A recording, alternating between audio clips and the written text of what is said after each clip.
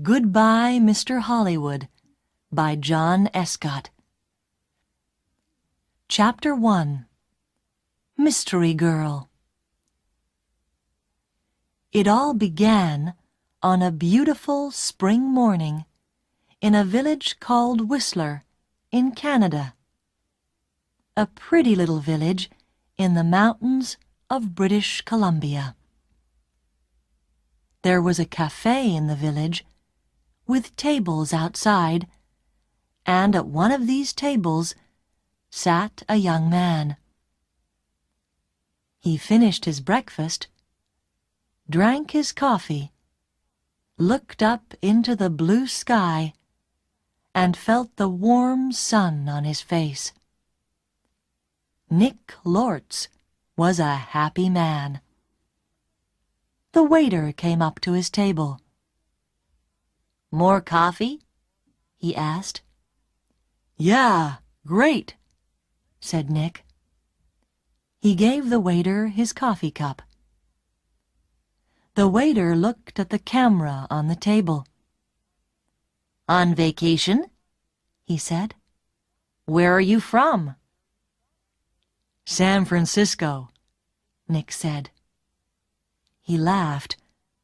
"But I'm not on vacation. I'm working.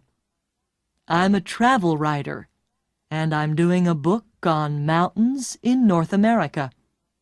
I've got some great pictures of your mountain." The two men looked up at Whistler Mountain behind the village. It looked very beautiful in the morning sun. "Do you travel a lot, then?"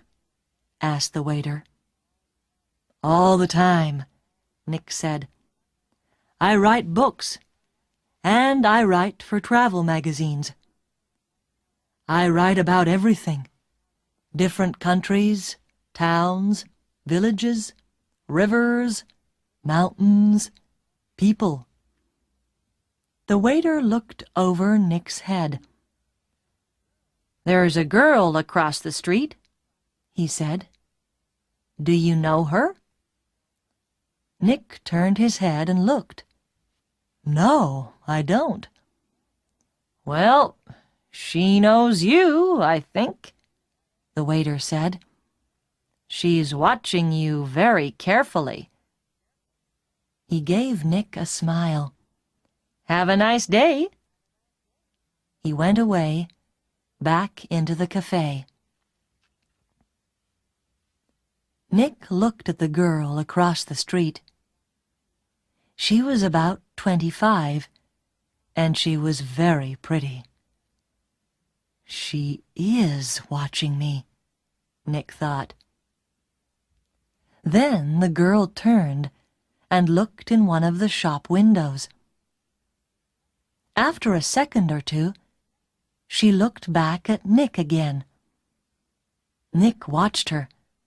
"She looks worried," he thought. "What's she doing? Is she waiting for somebody?" Suddenly, the girl smiled. Then she walked across the street, came up to Nick's table, and sat down. She put her bag down on the table. The bag was half open. "Hi, I'm Jan," she said. "Do you remember me? We met at a party in Toronto." "Hi, Jan," said Nick. He smiled. "I'm Nick, but we didn't meet at a party in Toronto.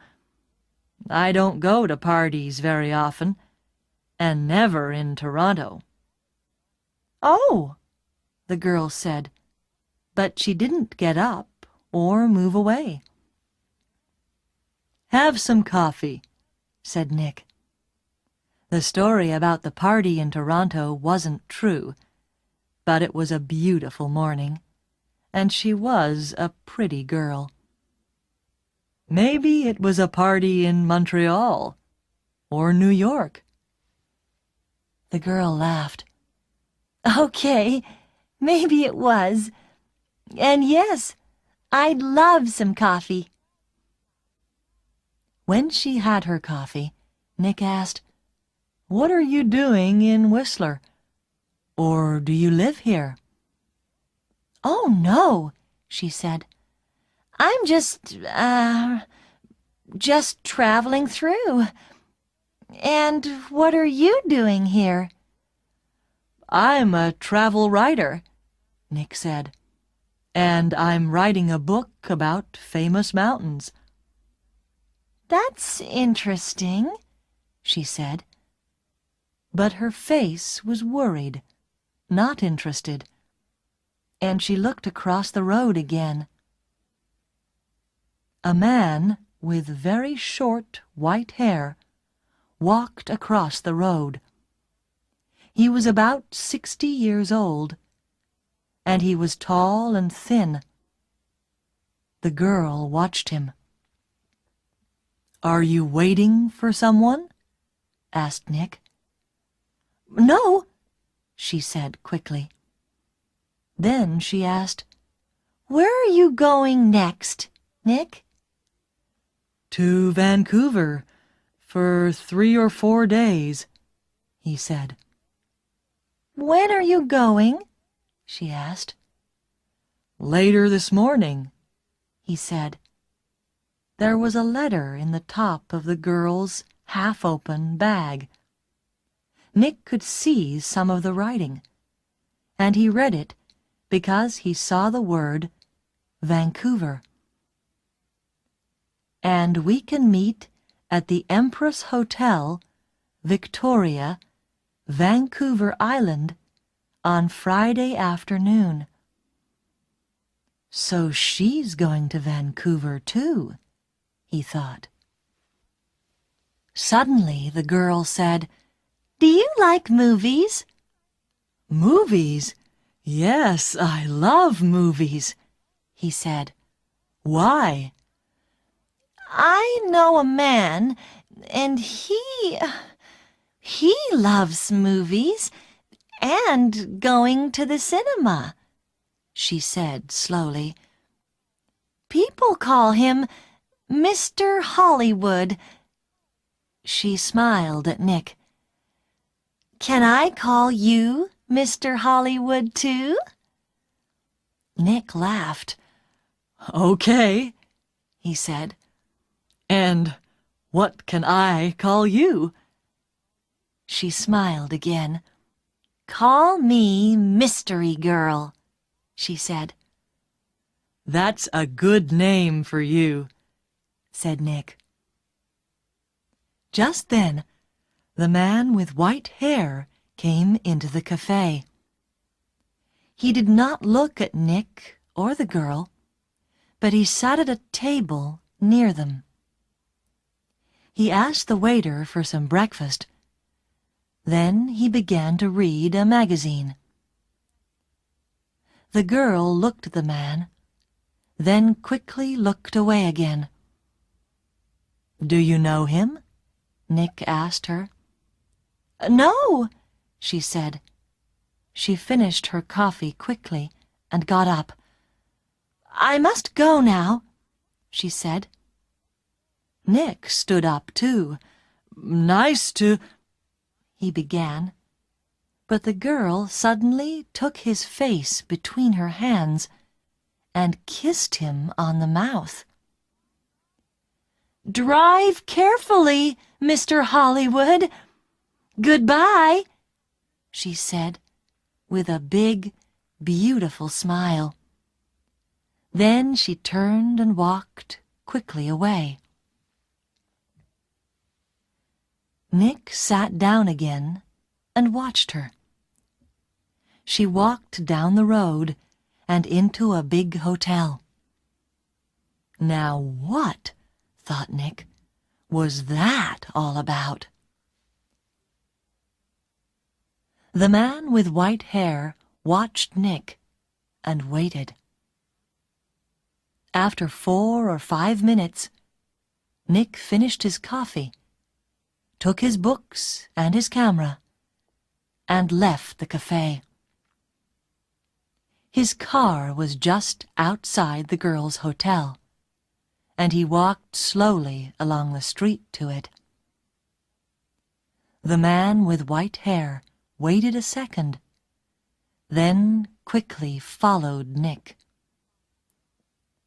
From a window high up in the hotel, the girl looked down into the road. She saw Nick and the man with white hair about 50 yards behind him. Nick got into his car, and the man with white hair walked quickly to a red car across the street. 5 seconds later, Nick drove away in his blue car, and the red car began to follow him. When the girl saw this, she smiled, then went to put some things in her travel bag. Chapter 2. A Hand in the Back. That evening, in his hotel room in Vancouver, Nick could not stop thinking about the girl in the Whistler café. Why did she come and sit with him? She didn't know him, and that story about a party in Toronto wasn't true. And she was worried about something. But what? And that kiss! It was nice, of course, but why did she do it? Maybe she liked my face, Nick thought, or my brown eyes. But I'm not going to see her again, so it doesn't matter. Forget it. He put some money in his pocket and went downstairs to the hotel restaurant. But there were no free tables, so he walked down to Gastown and found a restaurant there. After dinner, he went for a walk. Vancouver was a friendly city, and Nick liked walking through Gastown and Chinatown, looking in the shops and watching the people. It was nearly dark now, and it was a busy time of the evening. There were a lot of cars and a lot of people. After a time, Nick began to walk back to his hotel. He came to a busy street and waited with a small crowd of people to go across. A tall woman in a blue dress stood next to him. She turned and smiled at him. "It's the first warm evening of spring," she said. "It's nice to be out after the long, cold winter." "Yeah," said Nick. "It's great. It's—" Suddenly, there was a hand in his back, and the hand pushed Nick into the road. Nick fell on his face in front of a big green car. People screamed, but the green car stopped only inches from Nick's head. The woman in the blue dress ran into the road and pulled Nick to his feet. "Are you okay? What happened?" she said. The driver of the green car shouted angrily at Nick, but Nick did not hear him. "Somebody pushed me," he said to the woman. "I didn't fall. Somebody pushed me." "Pushed you?" said the woman. "Who? I didn't see anybody." Nick looked at the faces of the people near him, but he didn't know them. Then he saw a man's back. The man was tall and thin, and had very short white hair. He walked quickly away down the street and did not look back. "Hey, you!" Nick shouted. "Wait!" But the man did not stop, and he was soon lost in the crowds. "Did he push you?" asked the woman in the blue dress. I don't know," Nick said. "Do you know him?" she asked. "I don't know his name," Nick said. "But I know that short white hair. Now where did I see it before?" The woman began to move away. "I must get home," she said. "Are you okay now?" "Yeah, I'm okay," Nick said. "And thanks. Thanks for your help."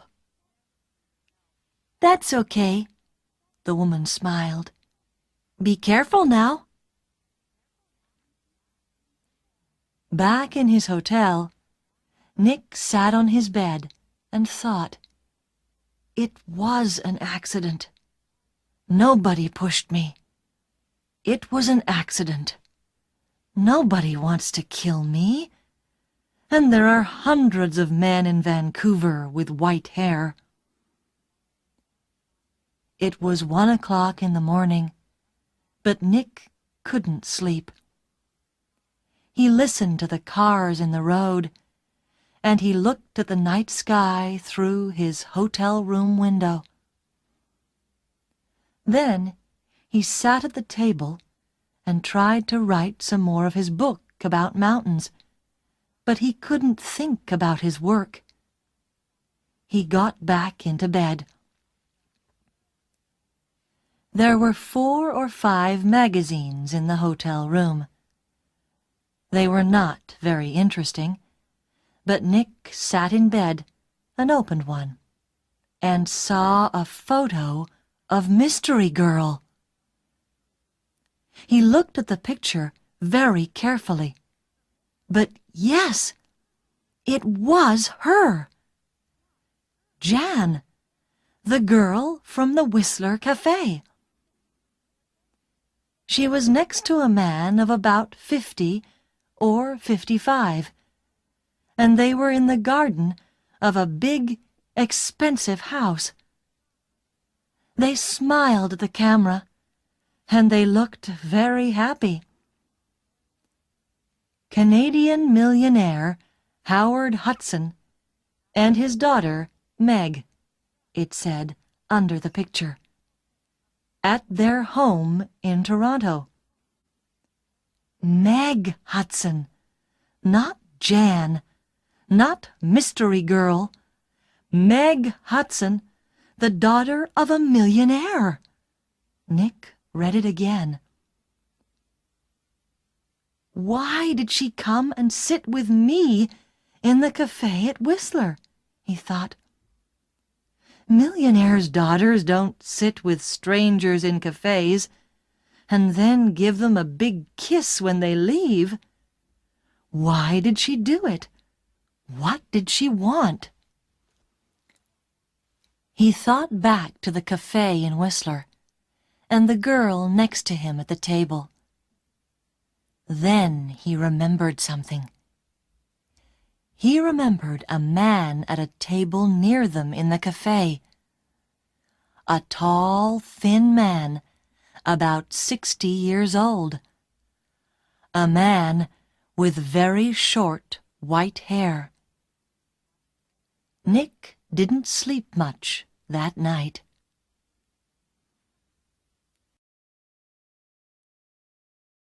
Chapter 3. A Walk in the Park. The next day was Thursday. Nick stayed in his hotel room and wrote about mountains all morning. Then he drove to Stanley Park in the afternoon. He sat and read a book for an hour. Then he went for a walk under the tall trees. There was nobody here. It was quiet, and he could walk and think. He thought about Meg Hudson and about the man with white hair. Did he know Meg Hudson? Did she know him? He remembered Meg Hudson's last words, "Drive carefully, Mr. Hollywood." Why did she say that? Why did she call him Mr. Hollywood? He didn't understand any of it. Suddenly, he heard a noise. He stopped. That was a gun, he thought. There's somebody in the trees with a gun. There it is again. Then something hit the tree over his head. Somebody's shooting at me, Nick thought. He turned and ran. And somebody began to run after him. Nick ran through the trees. There was no sun in here, and it was half dark. And there were no people, nobody to help him. I must get to my car, Nick thought. Find some people. The police. He ran on. He could still hear the gunman behind him, so he ran faster. After 3 or 4 minutes, he stopped and listened. Nothing. It was all quiet. Nick was afraid. What's happening? He thought. Why is somebody shooting at me? First a hand pushes me in front of a car, and now somebody's shooting at me. He waited another second or two, then walked quickly back to his car. He was very careful. He looked and listened all the time. But nobody came out of the trees, and nobody shot at him. Then he saw people, women with young children, some boys with a football, 2 men with a dog. He began to feel better. Nobody can shoot me now, he thought. Not with all these people here. 10 minutes later, he was back at his car. There was a letter on the window. Nick read it. It said, "I'm going to kill you, Mr. Hollywood." Nick drove to the nearest police station. He waited for half an hour. Then a tired young policeman took him into a small room. Nick told his story, and the policeman wrote it all down. "So, what are you going to do?" asked Nick. "Nothing," said the policeman. "Nothing?" said Nick. "But somebody shot at me, and—" "Mr. Lortz," the policeman said tiredly, "how many people are there in this town with guns?" "I don't know," said Nick, "but—" "You didn't see the gunman. Was it a man? A boy? A woman? Color of eyes? Long hair? Short hair? You don't know, because you didn't see anybody. Maybe it was an old girlfriend. Maybe somebody doesn't like your travel books, Mr. Lortz." "But what about the man with white hair in Whistler?" said Nick. "The girl, Meg Hudson, called me Mr. Hollywood in the café, and this man heard her. And now I get a letter to Mr. Hollywood on my car. Who is this Mr. Hollywood? We all want answers to our questions, Mr. Lortz, the policeman said, but we don't always get them. Questions, but no answers. Nick walked out of the police station and drove to his hotel. He was angry and afraid. How did the man with white hair find me in Vancouver? He thought. Did he follow me from Whistler? Is he following me now? Maybe he's staying at my hotel too, in the next room, with his gun.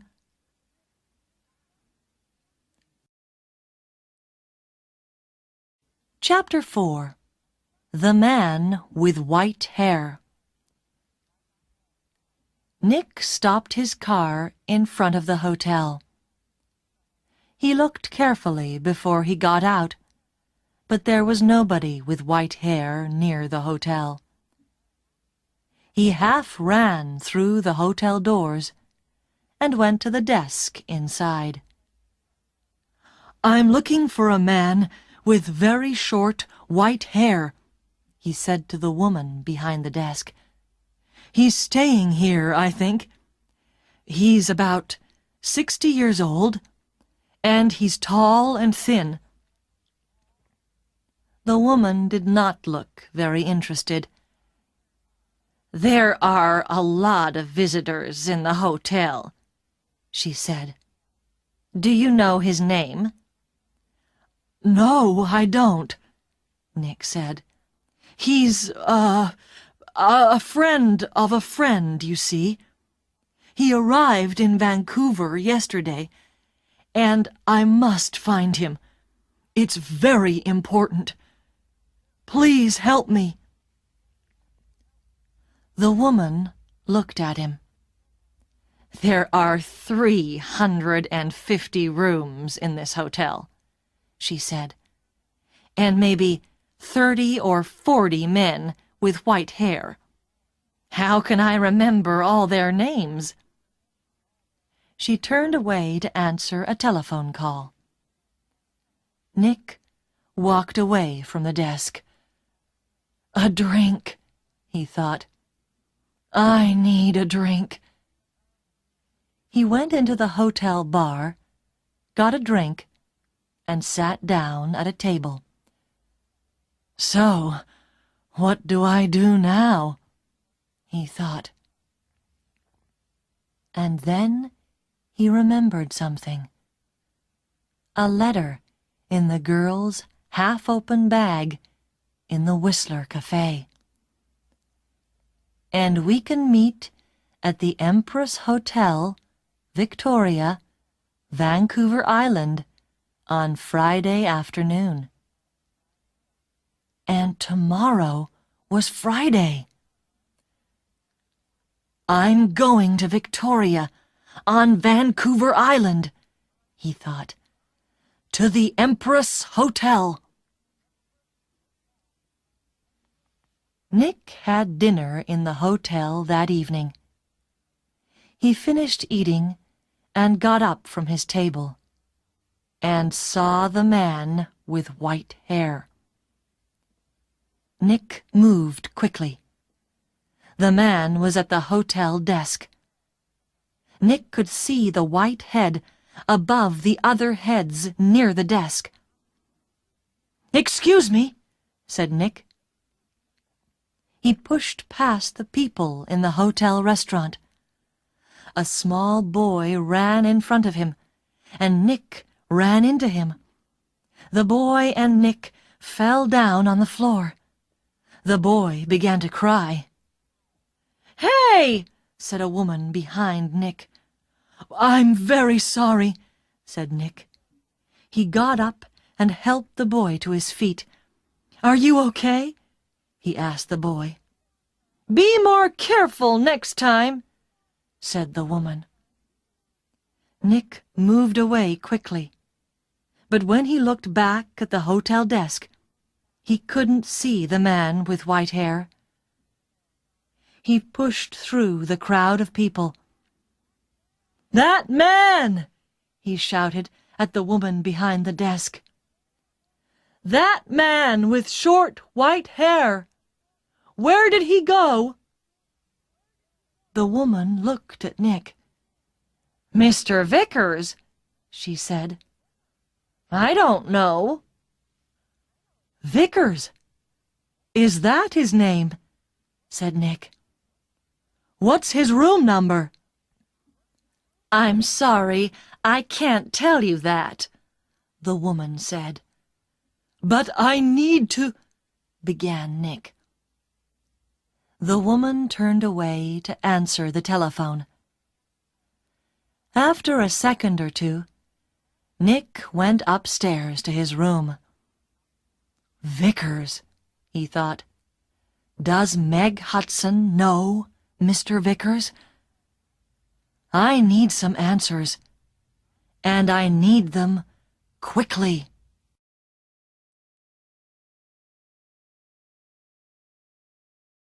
Chapter 5. Vancouver Island. Tawasin was about 23 miles south of Vancouver. Nick drove there in his car the next morning for the 1 o'clock ferry to Vancouver Island. Every 5 minutes he looked behind him. The road was busy. Black cars, white cars, red cars, green cars. Maybe Vickers was in one of them. At Tawasin, Nick drove his car onto the ferry. There were a lot of cars and crowds of people. Nick got out of his car and walked up and down the ship. He looked for a man with white hair, but he didn't see one. Soon the ferry began to move, and Nick felt better. He found the ferry restaurant and got something to eat. More people came in. Nick looked at the faces of all the older men. Some had hats on, so he looked for somebody tall and thin, but there was nobody.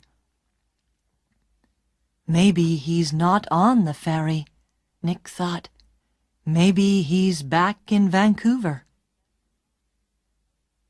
Later, Nick walked around the ship again. Once, he thought he saw the man with white hair in the crowds, but he could not be sure. 90 minutes after leaving Tawasin, the ferry arrived at Swartz Bay on Vancouver Island, and Nick went back down to his car. Swartz Bay was 20 miles north of Victoria. Nick drove quickly, and again looked behind him every 4 or 5 minutes. Once he saw a red car about 200 yards behind him. "Did I see that car on the road from Vancouver to Tawasin?" he thought. He drove more slowly, but the red car still stayed 200 yards behind him, and Nick couldn't see the driver's face or hair. Soon he was in the busy streets of Victoria, and Nick didn't see the red car behind him again. Victoria was a city of gardens and beautiful old buildings. Nick liked Victoria very much, but today he wasn't interested in gardens or buildings. He found the Empress Hotel, went inside, and walked across to the desk. "Can I help you?" a young man asked Nick. "I'm meeting a friend here this afternoon," said Nick. "Miss Hudson." "Hudson," said the young man. "Wait a minute." He went away and came back. "Sorry, but there's no Miss Hudson staying here." Nick took something from his pocket. It was the photograph of Meg and her father, from the magazine. "This is her," he said.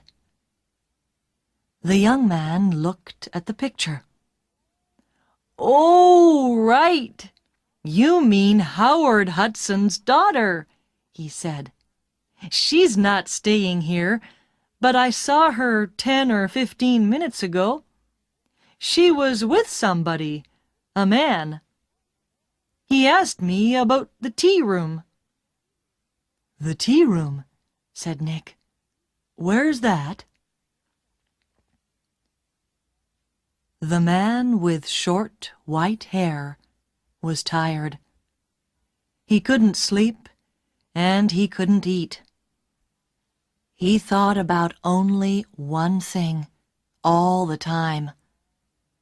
He drove and he watched, and he waited and he followed.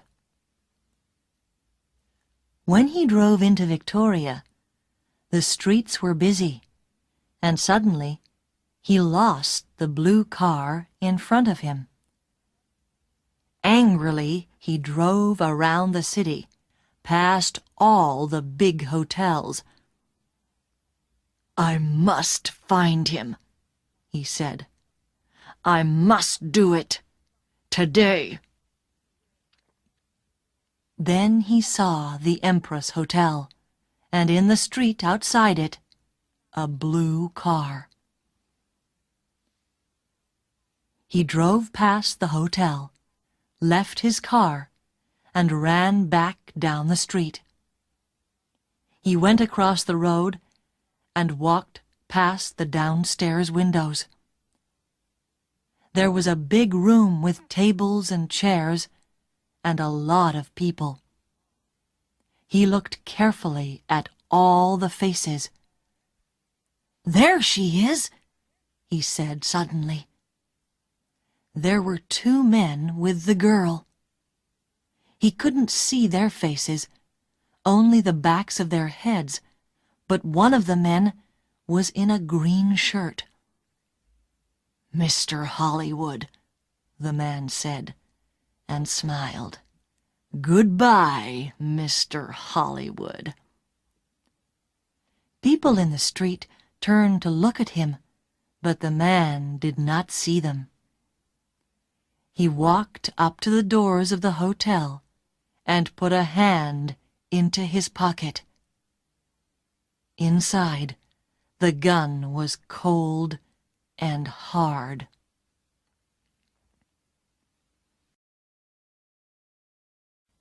Chapter 6.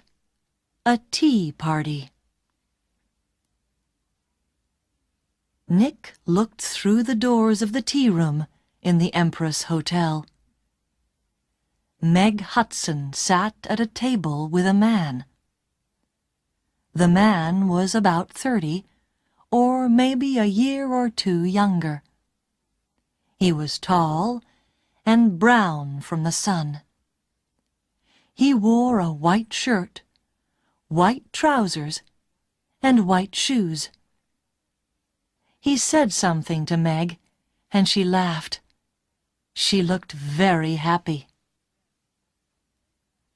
A waiter came up to Nick. "Can I get you some tea?" he asked. "No, thanks," said Nick. "I'm with the 2 people over there." And he walked across to Meg's table. "Hello, mystery girl," said Nick. "Remember me? We met at Whistler. Your name was Jan then, but maybe today it's Meg Hudson. Meg Hudson looked up at him. "Oh!" she said, and her face went red. "Who is this, Meg?" asked the man. "This is Nick," said Meg. "He's a writer. Nick, this is Craig Winters." "Sometimes called Mr. Hollywood," said Nick. "Maybe. But how did you know that?" asked Craig Winters. "I guessed," said Nick, "and I think I'm beginning to understand.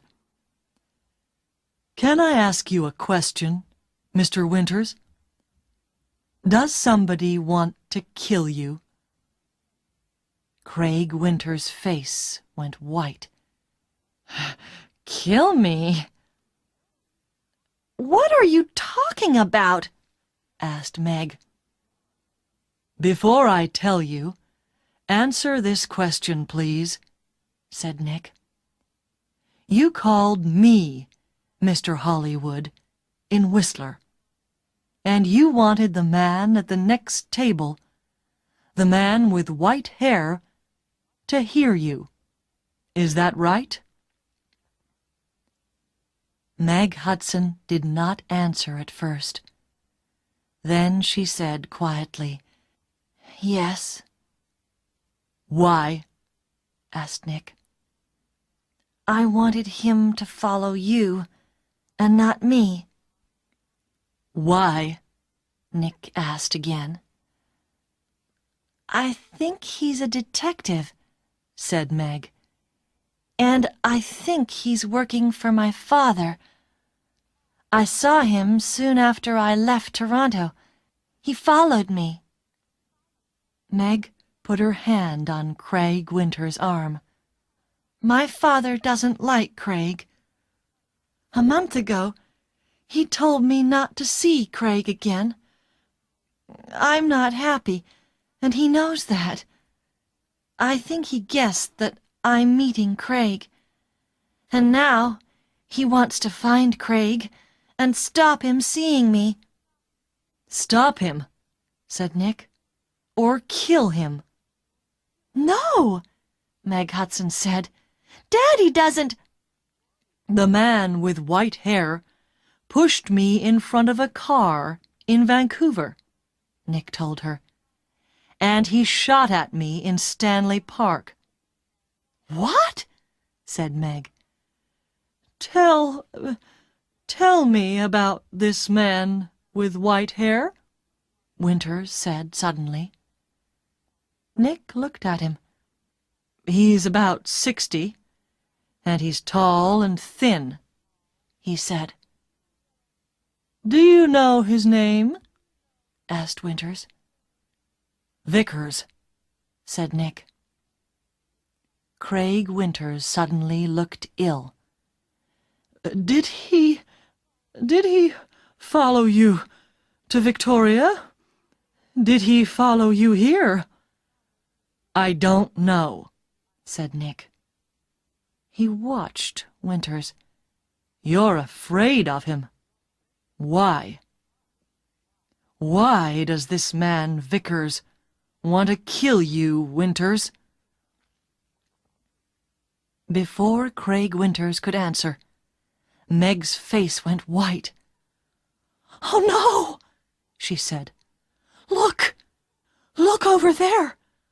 By the door!"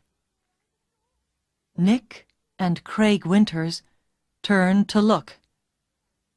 At the door of the tea-room stood the man with white hair. He looked up and down the room, and then he saw them and began to walk across to their table. His hand was in his pocket. For a second or two, the three people at the table did not move. Then Craig Winters jumped to his feet.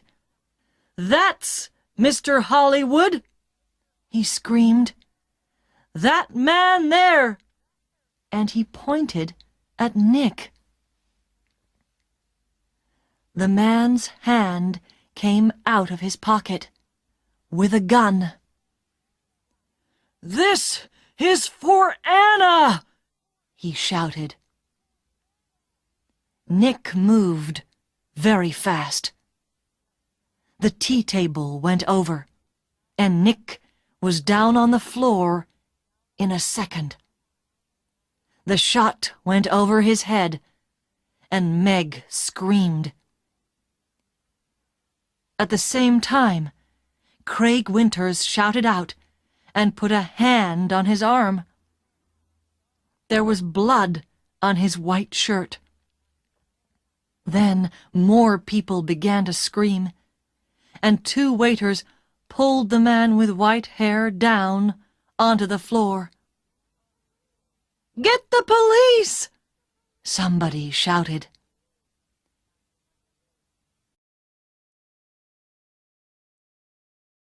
Chapter 7. At the Police Station. It was 7:30 p.m. Nick and Meg were in a room at the police station.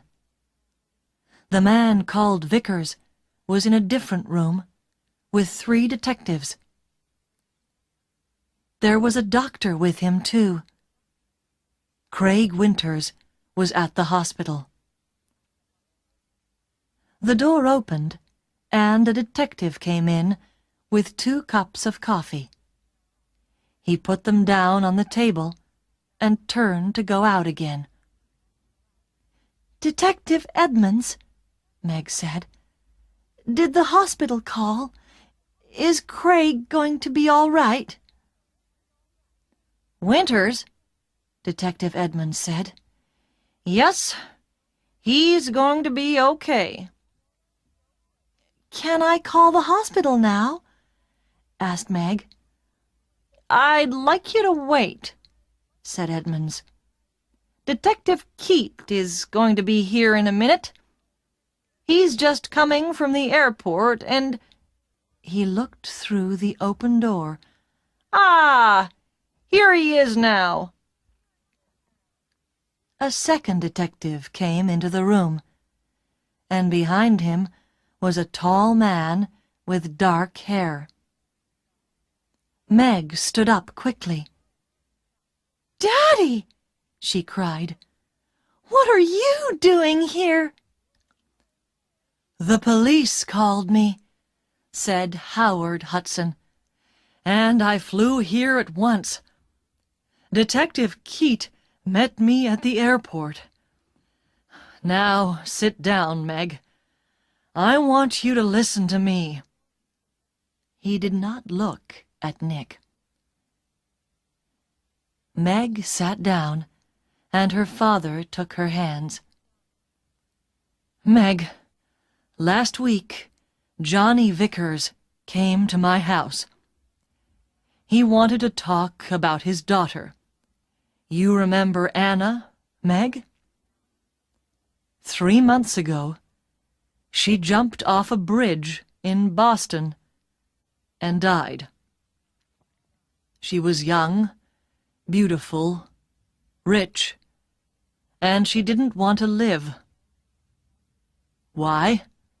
Because she loved a man, and the man took her money, ran away, and left her. And the man was called—" "No!" said Meg. "No!" "Yes, Meg. Yes. He was called Mr. Hollywood." "No!" shouted Meg. She began to cry. "That's right, Miss Hudson," said Detective Keat quietly. "To you, he gave the name Craig Winters. When Anna Vickers knew him, he was Carl Windsor. But he liked all his girlfriends to call him Mr. Hollywood. He took nearly $50,000 from Anna Vickers, and there was a girl before that." "No!" Meg shouted. "It is true, Meg," said her father. Windsor gets all his money from rich men's daughters. Johnny Vickers loved his daughter. He went to her house in Boston after she died. He read her letters and learned about the money and the name Mr. Hollywood. And when he came to my house, I told him about you, Meg. I said, 'My daughter's got a new boyfriend, and she calls him Mr. Hollywood. I don't like him, but I can't stop her. She's going away to meet him next week, I think. What can I do?' Johnny put his hand on my arm, and he said, 'Don't be afraid for your daughter. I'm going to find that man and stop him.'" Meg said nothing. Her face was very white. For a minute or two, nobody spoke. Then Detective Edmonds said, "Vickers told us all about it, Miss Hudson. He followed you to Whistler and saw you with—" Nick began to understand. "With me, in the café, and Meg called me Mr. Hollywood." Howard Hudson looked at Nick. "You're the travel writer guy, right?" "Lortz. Nick Lortz," said Nick. "Vickers nearly killed me. He shot at me twice, and—" But Howard Hudson was not very interested in Nick. He looked at his daughter again. "How much money did you give him, Meg?" he said.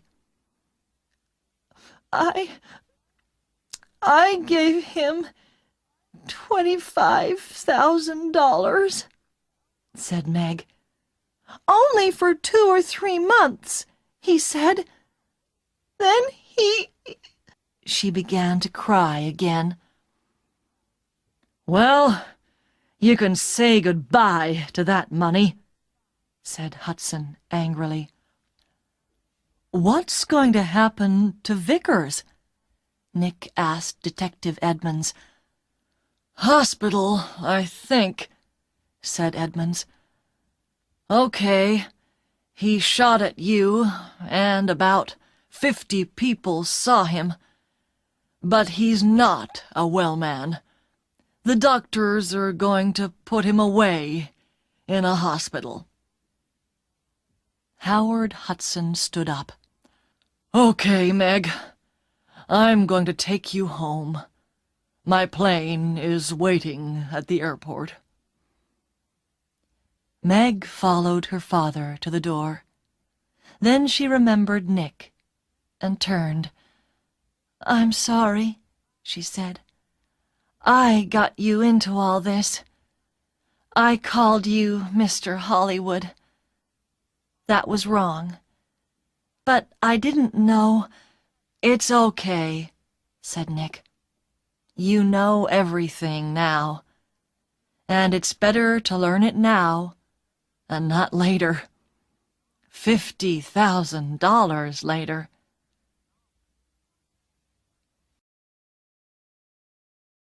Chapter 8. A Nice Smile.